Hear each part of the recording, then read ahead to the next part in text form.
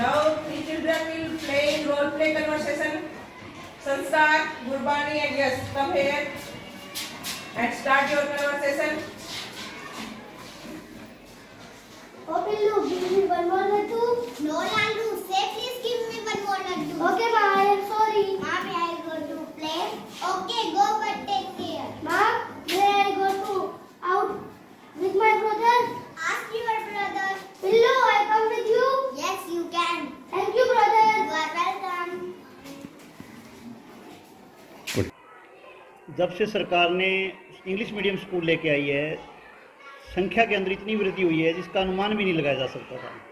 बच्चे खूब रुचि ले रहे हैं, पेरेंट्स भी बढ़ चढ़कर भाग ले रहे हैं इन स्कूलों के अंदर। ज़्यादा से ज़्यादा बच्चों का नामांकन किया जा रहा है।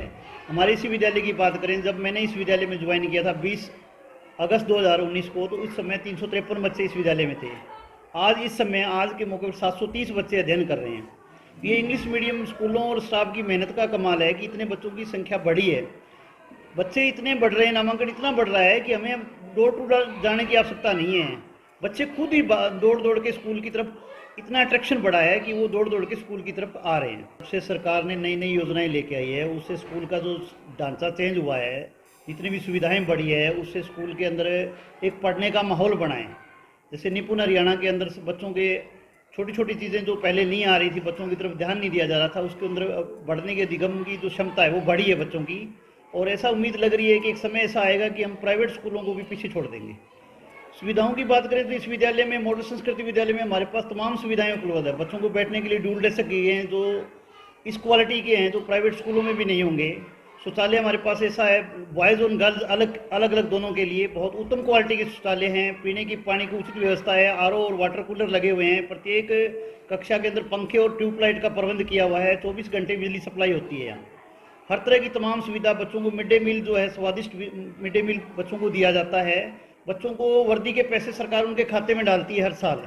इसी तरह जो एससी और बीसी के बच्चे हैं उनको छात्रवृत्ति सरकार द्वारा जो पुस्तकें और खरीदने के लिए, स्टेशनरी खरीदने के लिए पैसे जो है उनके खाते में डाले जाते हैं।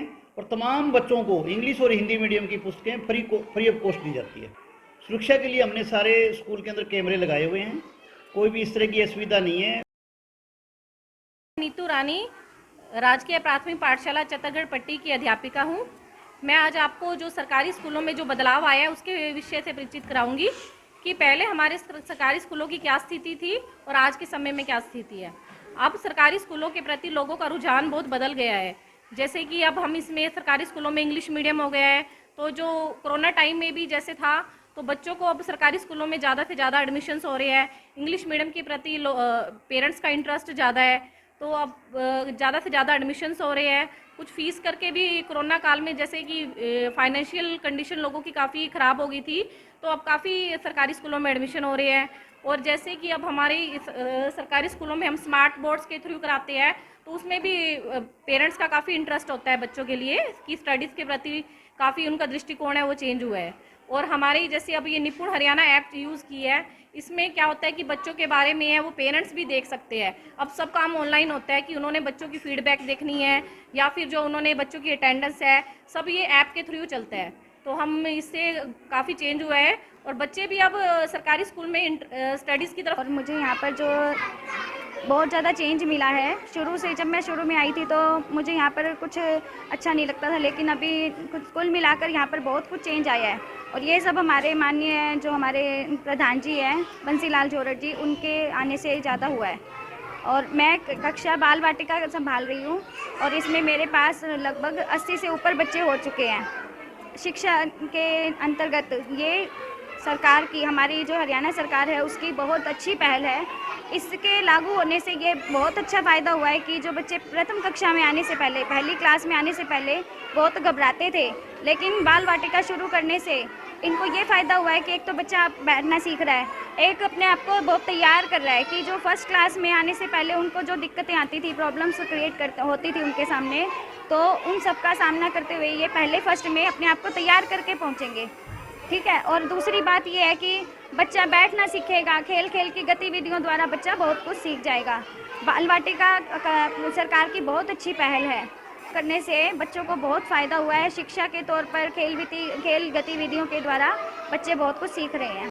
My name is Kirti, I read in 5th standard. मैं पहले प्राइवेट स्कूल में पढ़ती थी, अब मैं सरकारी स्कूल में मैंने दाखिला लिया है।